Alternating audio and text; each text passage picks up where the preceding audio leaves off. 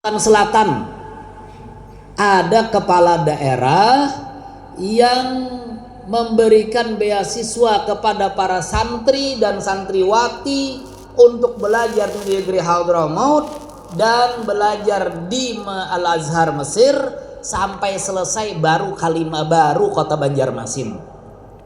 Gitu. Kenapa Bib Pian bisa tahu kota Banjarmasin? Iya, karena yang datang studi banding belajar kepada MUI Kota Banjarmasin itu sudah hampir se-Kalimantan Selatan datangan kepada kami. Itu. Bahkan baru-baru tadi kami menerima kunjungan dari Majelis Ulama Indonesia IKN. Nah, ibu kota negara, belajarnya ke Kota Banjarmasin juga. Gitu. Padahal ibu kota negara sudah sana. Itu. Bahkan kami semalam juga menerima kunjungan dari Kepulauan Riau. Gitu. Ada dari Pekanbaru belajar ke Kota Banjarmasin. Yang dipelajari apa? Masalah beasiswa santri ini. Gitu. Daerah-daerah lain di kabupaten kota se-Kalimantan Selatan hanya memberikan ongkos berangkat dan itu satu kali sampai Bulik. Ongkos berangkat aja. Itu, ongkos berangkat. Tapi Bapak Wali Kota membayar sampai selesai. Ya. Satu orang santri setelah kami hitung itu belajar ke Kota Tarim itu yang kuliah ataupun yang mondok ke Darul Mustafa itu per orangnya 186 juta. Sampai selesai. 186 juta. Tahun ini kita berangkatkan mereka para santri yang masuk ke Jamiatul Wasatiyah, ya, kuliah 5 orang itu per orangnya 215 juta. Karena dia kuliah lebih mahal daripada santri. Itu 5 orang kita berangkatin. Itu. Dan semuanya atas biaya Bapak Wali Kota. Begitu juga para alim ulama yang ikut bersama kami berangkat ke sana, itu semuanya juga daripada kebaikan-kebaikan beliau. Itu. Nah, ma'asyiral muslimin rahimakumullah, hadirin yang dimuliakan oleh Allah Subhanahu wa taala. Waktu kami berangkat ya di bandara luar biasa. Guru Fahmi Arif senang, Sidin gembira. Setiap orang ketemu dengan beliau, beliau selalu menebarkan senyumnya. Itu sampai kami ke Malaysia transit. Itu di Malaysia juga beliau alhamdulillah sehat luar biasa. Sampai ke Makkah Al Mukarramah beliau juga masih sehat. Selesai umrah, selesai tawaf, selesai sa'i, masya Allah luar biasa. Ya. Sempurna semua ibadahnya. Kemudian sampai ke Madinah, ya, itu waktu ke Raudah umpat juga ya, ya ke Raudah juga umpat Sidin berombongan dengan kami semuanya masuk ke sana. Itu selesai semuanya sampai ke Kota Tarim itu persis hari Jumat. Itu hari Jumat pagi kami sampai ke Kota Tarim. Habis itu selesai sholat Jumat, selesai Jumat, ya, istirahat 1 hari, ya, hari Sabtu juga istirahat. Itu karena menunggu kedatangan santri-santri dari Indonesia yang mau masuk ke pondok pesantren yang ada di Tarim di Hadramaut. Itu. Setelah itu hari Ahad baru kami mulai ziarah ke pemakaman para aulia yang ada di Kota Tarim. Itu. Di Kota Tarim itu ada 3 makam perkuburan para aulia. Yang 3-tiganya ini disebut dengan Turbatul Bashar. Itu. Yang biasa ujar guru sekumpul madahi, ya Tarim wa ahlaha, ya Tarim wa ahlaha. Ya. Itu adalah penduduk Kota Tarim, maksudnya yang sudah meninggal dunia, bukan yang hidup. Itu. Jadi ucapan ya Tarim wa ahlaha, ya Tarim wa ahlaha itu mereka yang sudah meninggal dunia, termasuk yang berada di pemakaman itu. Selesai semuanya ziarah, sampai berziarah ke makam Al-Imam Al-Habib Abdullah bin Alawi bin Muhammad Al-Haddad. Di saat itu beliau bergambaran lawan anak sidin, lawan bini sidin di makam itu. Itu selesai bulik, ya kan? Malamnya kita istirahat, besok paginya kami waktu itu izin kepada beliau hendak meneruskan ziarah, ya. Kebetulan hari kedua itu kami ziarahnya agak jauh, ya. Ziarahnya ke makam Al-Imam Syekh Abdullah bin Ahmad Basaudan, ya, penyusun Hadrah Basaudan, gitu. Sampai di sana agak jauh perjalanan dari Kota Tarim itu 5 jam sekali mara. Itu sampai ziarah ke Syekh Abdullah Basaudan, selesai kita baca Hadrah sama Basaudan, kemudian kita turun jamaah semuanya. Ya. Itu. Kita turun jamaah semuanya, kemudian ziarah lagi ke makam Syekh Ali bin Abdullah Baras, yang biasanya namanya ditulis di dalam Ratib Al-Attas, ya, Syekh Ali bin Abdullah Baras. Itu dengar kabar waktu itu dari satu orang orang Tarim yang umpat dengan kami, telepon mengabarkan bahwasannya guru Kiai Haji Fahmi Arif berpulang ke rahmatullah. Itu persis kami sampai di tujuan itu kurang lebih jam 11, ya. Jam 12 kami mendengar kabar itu beliau berpulang ke rahmatullah. Itu akhirnya ulun takuni semua jamaah, kayak apa nih, kita lanjut ke ziarah atau bulikan? Ujarnya jamaah, kita bulikan aja langsung. Kenapa? Karena pian pimpinan kami, pian yang paling dicari orang kena di sana. Kalau pian melanjutkan ziarah, kena ngalih ulang kalau minta pendapat apa-apa. Itu ujar ulun jawab kepada anak sidin dan bini sidin, karena kada umpat ziarah hari itu, ya, tunggu kami bulikan langsung. Kada jadi selesai ziarah kami langsung bulikan ke Tarim. Itu sampai Tarim persis pas adzan Isya. Itu ulun di tengah jalan bulik itu berpikir dan galau pikiran ulun. Kenapa? Ulun takutnya di kota Tarim itu langsung dikuburkan. Karena orang adat istiadatnya orang Tarim itu kalau meninggal siang biasanya habis asar langsung dikuburkan. Gitu. Dan nunggu sampai bermalam-malam. Kayak kita kan biasanya ada yang dihadangi bini, yang dihadangi, ada yang dihadangi pacar, yang dihadangi, ada juga. Ya kah? Itu anak yang dihadangi, anaknya di Amerika pulang. Ya kah? Jaga di Tamban aja nang anak yang dihadangi kok kurang lebih ini di Amerika. Itu kan? Nah, pikiran ulun waktu itu, ya Allah, ya ulun bisa dikuburkan orang ini. Itu. Tapi alhamdulillah kita bisa kontak-kontakan dengan salah satu yang rombongan kita juga yang kada umpat waktu itu karena sakit. Kita padahkan habari, ya, orang yang mengurusi jenazah beliau minta tunggu kedatangan kami. Itu, dan jangan diapa-apai dulu, tunggu kedatangan kami. Itu. Akhirnya kami datang pas adzan Isya di kota Tarim. Nah, kemudian itu kami melihat dan membacakan tahlil serta membacakan Al-Quran. Alhamdulillah santri-santri Banjar yang ada di sana saat malaman suntuk sampai subuh tidak ada yang lepas membaca Al-Quran di hadapan sidin. Karena informasi santri kita yang ada yang dari Kalimantan Selatan yang ada di sana itu 782 orang jumlahnya. Itu banyak sekali. Itu banyak sekali santri-santri yang belajar di sana. Kemudian mereka semalaman suntuk membacakan Al-Quran. Akhirnya diambillah kesepakatan dimandikan subuh hari. Habis selesai sholat subuh, Masya Allah. Itu ulun menyaksikan waktu sidin dimandikan, Masya Allah, luar biasa, ya. Orang baik Ya, orang baik luar biasa. Sebagaimana Nabi Muhammad SAW mengatakan apa? Udhkuru mahasina mautakum. Itu. Beliau orang baik dan ulun menyaksikan kebaikan beliau. Itu.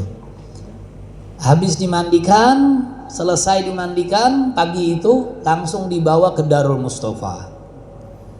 Sekolah kami, pesantrennya Al Habib Umar bin Hafid.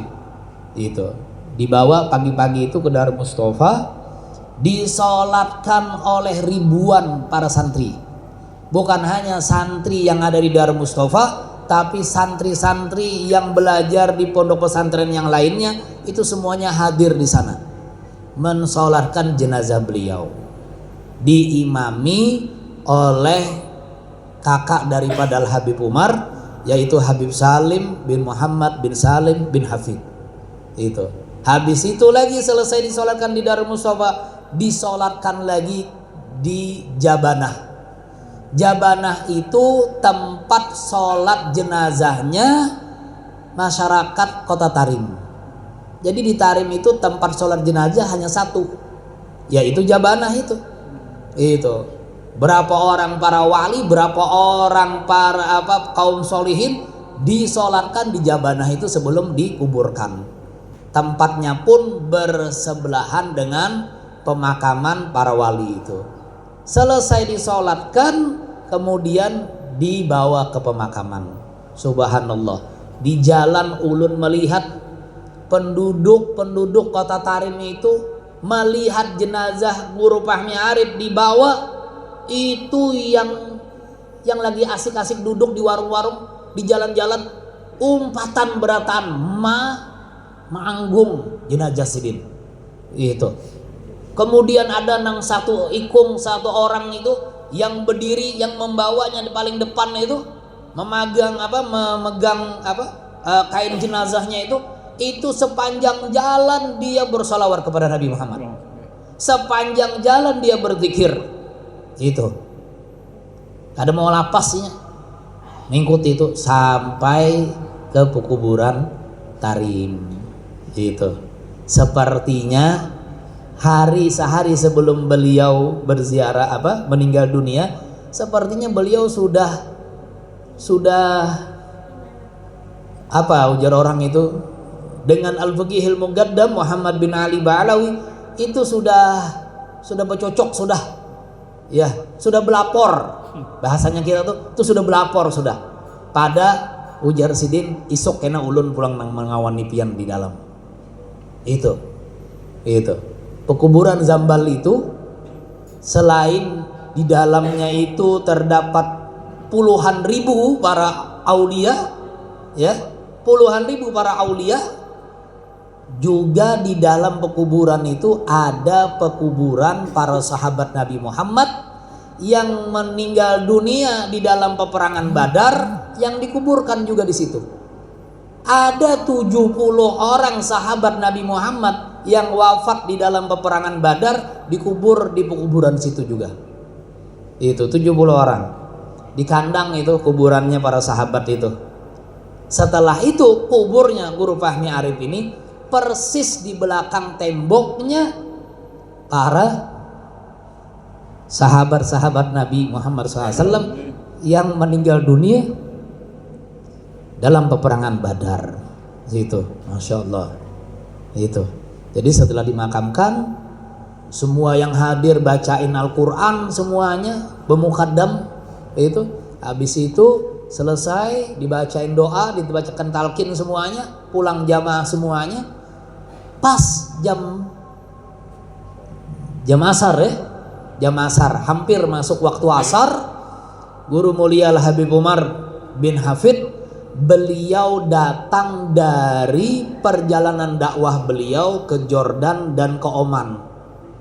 Habis bulik, hari Selasa itu persis beliau datang, kemudian dari bandara beliau langsung berziarah ke Baqil Muqaddam, ke perkuburan itu, kemudian langsung ziarah ke Guru Fahmi Arif, dan beliau mensolatkan di atas kuburnya Guru Fahmi Arif itu bersama dengan murid-murid beliau yang banyak. Itu. Masya Allah. Jadi disolatkan lagi oleh Habib Umar. Nah, luar biasa untungnya ya. Itu orang yang wafat di sana meninggal dunia di sana. Itu dimakamkan bersampingan dengan para aulia, dimakamkan bersampingan dengan para sahabat Nabi Muhammad SAW. Guru ulun dulu Al Habib Hasan bin Ahmad Baharun, orang tua dari Habib Segap bin Hasan Baharun, pimpinan pondok pesantren Darul Lugah wad Dakwah. Itu beliau sewaktu sering bolak-balik ke kota Tarim mengantarkan para santri yang belajar ke sana. Itu di akhir hayatnya beliau mengantarkan santri yang terakhir di antar beliau adalah ulun beserta dengan rombongan santri-santri yang lainnya. Ulun itu termasuk yang terakhir di antar beliau ke Tarim.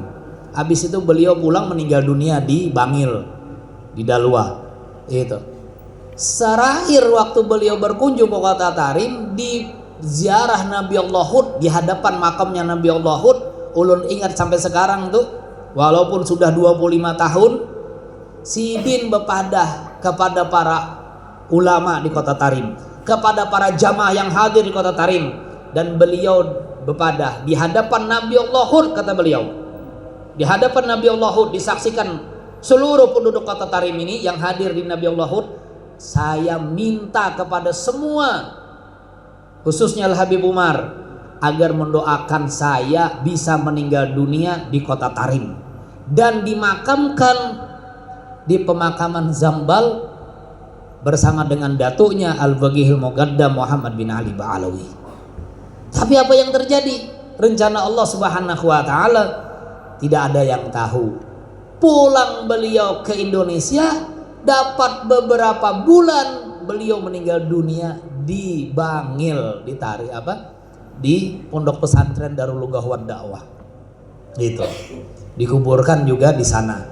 Alhamdulillah pondok pesantren Dalwa itu sekarang ini muridnya kurang lebih 23.000 orang. Itu termasuk pondok pesantrennya para habaib yang paling besar dan paling banyak santrinya. Itu. Nah, ma'asyiral muslimin rahimakumullah, hadirin yang dimuliakan oleh Allah Subhanahu wa taala. Kemudian sampai bulik ke Banjarmasin, ya. Tidak beberapa lama mendengar kabar lagi bahwasannya guru Kiai Haji Murjani Sani meninggal dunia. Itu. Terakhir ulun sebelum berangkat ke Hadramut, ya, sempat menjenguk Sidin di rumah sakit Sultan Suryansah. Ya, waktu itu Sidin sudah dalam keadaan sehat, dibolehkan bulik oleh dokter. Waktu itu ulun datang ke rumah sakit. Ujar Sidin membisiki ulun waktu itu, jar Sidin, terima kasih banyak Habib.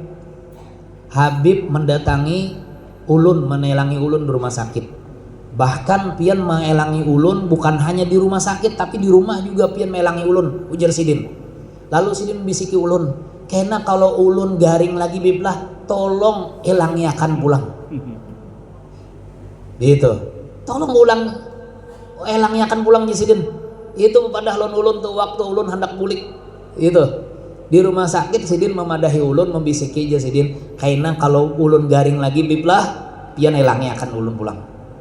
Nah, karena kebanyakan kesibukan, ya kan? Karena bulan Maulid juga sudah masuk setengah bulan berlalu, ulun hanya bulikan ke kota Banjarmasin. Akhirnya kebanyakan jadwal di mana situ sini, mana majelis sudah kita aktifkan, yang subuh, yang malam ulun sudah aktifkan waktu ulun bulik dari umroh semalam. Akhirnya kesibukan kada sempat lagi elangi Sidin di rumah sakit Sultan Suryansah, karena beliau masuk rumah sakitnya tidak berapa lama, habis itu meninggal dunia. Itu radhiyallahu anhum wa radu'an. Mudah-mudahan Allah Subhanahu wa taala mengampuni segala dosa mereka, para ulama-ulama kita, para guru-guru kita, khususnya para orang-orang tua kita, ibu bapak kita, keluarga kita, tokoh masyarakat kita, tetuha-tetuha kampung kita, Yang sudah meninggal dunia, mudah-mudahan Allah Subhanahu wa taala lapangkan kuburnya, berkahi kuburnya, bebaskan kubur mereka daripada siksa kubur. Mudah-mudahan segala dosa dan kesalahan mereka diampuni oleh Allah Subhanahu wa taala, dan mudah-mudahan Allah Subhanahu wa taala berkenan mengangkat derajat mereka, para guru-guru kita, para ulama-ulama kita, para orang-orang tua kita ke derajat yang paling tinggi di sisi Allah Subhanahu wa taala, dan mengumpulkan arwah-arwah mereka bersama dengan ruh Nabi besar kita Muhammad sallallahu alaihi wasallam, Nabi yang sangat kita cintai, Nabi yang kita berkumpul malam hari yang mulia ini untuk memperingati hari kelahiran beliau. Mudah-mudahan dengan berkat kelahiran Nabi Muhammad, dengan berkat maulidnya Nabi Muhammad, dengan berkat kecintaan umat Nabi Muhammad kepada Nabi Muhammad sallallahu alaihi wasallam, Nabi Muhammad berkenan memberikan syafaatnya kelak di yaumil qiyamah. Amin amin ya rabbal alamin. Memang Nabi Muhammad itu ya adalah manusia yang sangat mulia. Semua kemuliaan itu bersumber daripada dirinya Nabi Muhammad SAW. Bahkan saking mulianya kemuliaan yang diberikan oleh Allah kepada Nabi Muhammad SAW sebagai kekasihnya, apapun yang dinisbatkan, apapun yang disandarkan kepada Nabi besar Muhammad sallallahu alaihi wasallam, maka semuanya dimuliakan oleh Allah Subhanahu wa taala. Semuanya dimuliakan oleh Allah Subhanahu wa taala. Bahkan akhlak dan budi pekerti yang semuanya kita menginginkan agar akhlak dan budi pekerti itu kita bisa laksanakan dan kita bisa amalkan, itu mulia karena Nabi Muhammad sallallahu alaihi wasallam. Sebagaimana disebutkan oleh Nabi kita Muhammad, innama bu'ithu liutammima makarimal akhlak. Para ulama ahlul mahabbah menyatakan bahwasannya yang mulia di situ bukannya akhlak yang memuliakan Nabi Muhammad, bukan, tetapi yang memuliakan akhlak adalah Nabi Muhammad sallallahu alaihi wasallam. Mereka para nabi-nabi sebelum Nabi kita Muhammad, mereka semuanya berakhlakul karimah. Mereka semuanya berakhlak yang baik. Tapi dengan diutusnya Nabi Muhammad SAW, dengan lahirnya Nabi Muhammad SAW, maka akhlak dan budi pekerti mereka para nabi-nabi, mereka umat-umat sebelum Nabi Muhammad SAW itu jadi mulia. Akhlak yang jadi mulia, bukan Nabi Muhammad yang dimuliakan karena akhlaknya, tidak. Maka itu Allah Subhanahu wa taala firmankan di dalam ayat suci Al-Qur'an, wa innaka la'ala khuluqil azim. Sungguh wahai Muhammad, engkau memiliki budi pekerti yang sangat agung. Pahami kalimat agung. Itu kalimat agung itu kalau dalam bahasa Arab ya, azim itu adalah di atas segala-galanya. Azim. Azim itu besar, agung juga masuk. Ya, itu baik, indah, semuanya itu milik Nabi Muhammad, milik Nabi Muhammad semuanya. Allah nyatakan sampai seperti itu. Maka itu tatkala istri Nabi kita Muhammad sallallahu alaihi wasallam, Sayyidatuna Aisyah radhiyallahu anha, ditanya oleh para sahabat, ditanya oleh ayah kandungnya sendiri Sayyidina Abu Bakar Siddiq radhiyallahu an, bagaimana akhlaknya Nabi Muhammad SAW. Sayyidatuna Aisyah habis kata, habis ungkapan, tidak bisa menggambarkan keindahan dan kemuliaan akhlak Nabi Muhammad SAW. Kalimat yang terakhir yang bisa beliau ucapkan, kana khuluquhul Quran. Dan akhlaknya Nabi Muhammad SAW itu adalah Al-Quran dari awal sampai akhir sebijian. Sudah nggak bisa lagi disifati, nggak bisa lagi digambarkan kemuliaannya, keagungannya. Tak bisa dibanggakan, tidak bisa digambarkan. Maka itu Al-Habib Ali bin Muhammad bin Husain Al-Habsyi radhiyallahu an, pengarang Maulid Syimtud Durar yang tadi kita baca bersama. Gitu. Kami alhamdulillah dalam perjalanan di Hadramut kemarin baca Maulid ya di depan magamnya Habib Ali Sahibul Maulid. Gitu. Beliau mengatakan apa? Kamulat mahasinuhu falau ahdas sana lil badri inda tamamihi lam yuhsafi wa ala tafanuni wasifihi biwasfihi yabna zamanu wa fihi ma lam yusafi. Beliau mengatakan kamulat mahasinuhu, sungguh sempurna sifat-sifat keluhuran dari Nabi Muhammad sallallahu alaihi wasallam. Falau ahdasana, andaikan kita bisa menghadiahkan keluhuran Nabi Muhammad sallallahu alaihi wasallam, diumpamakan bagaikan bulan purnama, pasti bulan purnama pun tidak akan bisa menandingi kemuliaan Nabi Muhammad sallallahu alaihi wasallam. Bulan purnama bagaimana indahnya tuh kalau kita lihat ya. Dulu masyarakat kita di dunia ini belum ada listrik, belum ada PLN, itu nikmati betul dengan bulan purnama. Gitu. Orang-orang Arab di kota Makkah, orang-orang Arab di kota Madinah, setiap kali mereka menginginkan menyaksikan keindahan, itu keindahan yang bisa disaksikan oleh orang-orang Arab dulu adalah keindahan bulan purnama. Sampai sekarang ini juga orang-orang Arab ya di Saudi, baik di negara-negara Arab yang lainnya, itu mereka kalau sudah bulan purnama itu bawa anak-anaknya, bawa keluarga-keluarganya duduk di padang pasir. Untuk apa? Untuk menyaksikan keindahan bulan purnama. Indah bulan purnama itu menyinari bumi. Di saat mereka lagi asik-asik menikmati keindahan bulan purnama, di saat itu di hadapan mereka lewat Nabi kita Muhammad sallallahu alaihi wasallam.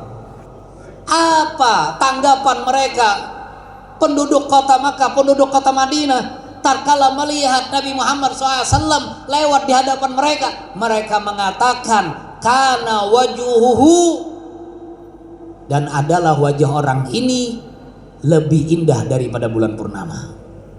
Allahumma salli ala Sayyidina Muhammad. Allahumma salli ala Sayyidina Muhammad. Wajahnya lebih indah daripada bulan purnama. Sampai bulan purnama pun, bulan purnama apa itu bahasanya kita ya? Bulan purnama itu apa itu? Biasanya kaum perempuan tuh kalau ngelihat suaminya dengan laki-laki yang lain, apa dengan perempuan yang lain, apa itu? Apa kalimatnya? Cemburu. Nah, itu. Sampai bulan purnama cemburu melihat wajah Nabi Muhammad sallallahu alaihi wasallam yang begitu indah, sampai dilukiskan oleh pengarang Maulid Diba, Syekh Abdurrahman Ad-Dibai, beliau mengatakan man ra'ahu bahijatan habbah, man ra'ahu badihatan habbah, barang siapa yang melihat wajahnya Nabi Muhammad maka pasti dia akan jatuh cinta dengan Nabi Muhammad SAW. Jatuh cinta. Siapa yang memandang wajah Nabi Muhammad pasti langsung jatuh cinta, mau laki-laki atau perempuan. Orang-orang kafir Quraisy dengar reaksi orang-orang yang melihat wajah Nabi Muhammad SAW, wajahnya langsung jatuh cinta. Itu pembesar-pembesar Quraisy kalau ketemu Nabi Muhammad langsung nutup mata mereka dengan sorbannya. Kenapa? Takut terlihat dengan Nabi Muhammad. Subhanallah. Itu termasuk Abu Jahal. Abu Jahal itu karena dengar banyak yang jatuh cinta ngelihat wajah Nabi Muhammad, dia setiap kali kelihat wajah Nabi Muhammad SAW dari kejauhan, dia langsung nutup mukanya. Kenapa? Takut kalau jatuh cinta juga nantinya. Kalau ada umat Nabi Muhammad zaman sekarang hidup di dunia nggak mau jatuh cinta dengan Nabi Muhammad, itu banget daripada Abu Jahal ngarannya. Ya, itu. Beliau Habib Ali Sahibul Maulid, beliau mengatakan apa? Wa ala tafanuni wasifihi biwasfihi yabna zamanu wa fihi malam yusofi. Betapapun banyak cara yang dilakukan oleh para ulama, para penyair-penyair di dalam menguraikan sifat keluhuran Nabi Muhammad sallallahu alaihi wasallam, namun kata beliau sampai berakhir zaman ini, sampai berakhir dunia ini, tidak akan pernah ada seorang pun daripada para ulama, daripada para penyair yang akan sempurna mensifati keindahan dan keluhuran Nabi besar kita Muhammad sallallahu alaihi wasallam.